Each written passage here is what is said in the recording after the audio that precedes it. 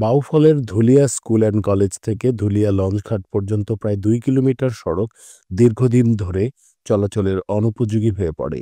রাস্তাটি খানাখন্দে ভরা, বৃষ্টির পানিতে কর্দমাক্ত এবং প্রতিনিয়ত ভোগান্তির শিকার হতে হয় শিক্ষার্থী, রোগী ও সাধারণ পথচারীদের।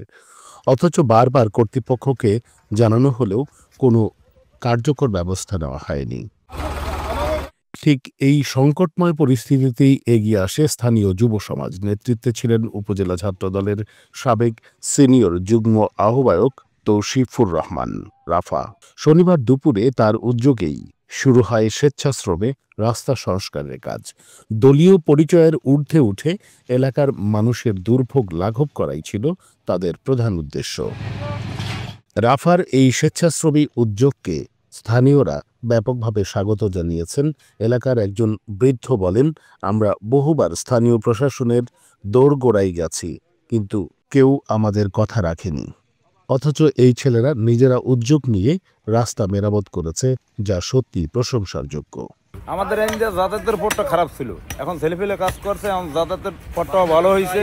17 বছর ধরে বাউফলের এই উদ্যোগে রাস্তা আসামা ফিরোজ যা অবস্থা করছে, 15 বছর সে লুটপাট করে খেয়ে তাদের পেট ভরে খাইতে বাইরেছে। এখন এই রাস্তা দীর্ঘদিন আমরা গালিগালাজ শুনছি, গাড়ি চলতে পারে না। এই জন্য কাজটা করার জন্য দেশের মানুষের জন্য অনেক উপকার হয়েছে। এটা কেউ উদ্যোগ নেয় না।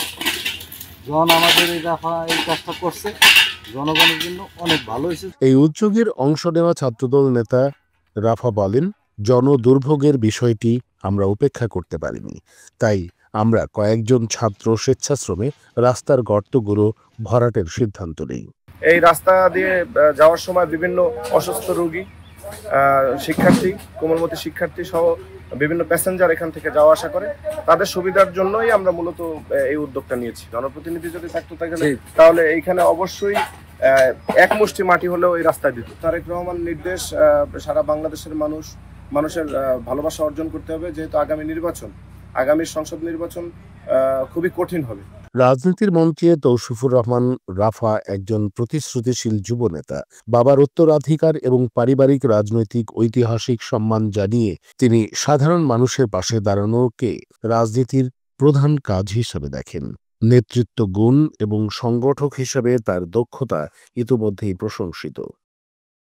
এরপরে আমরা ইনশাল্লাহ ফাঁসিকাটা ব্রিজের গোড়ার ঢালটা খুবই নাজুক অবস্থা, ওই ব্রিজের গোড়ার ঢালটা আমরা ইনশাল্লাহ চেষ্টা করব যেন ওই জায়গাটায় আমরা কিছু এইভাবে বালু বা খোয়া দিয়ে আমরা ওই জায়গাটা একটু ঠিক করতে পারি। হাজারো মানুষ প্রতিদিনের আসা যাওয়া করে, তাদের অনেক ভোগান্তি হচ্ছে।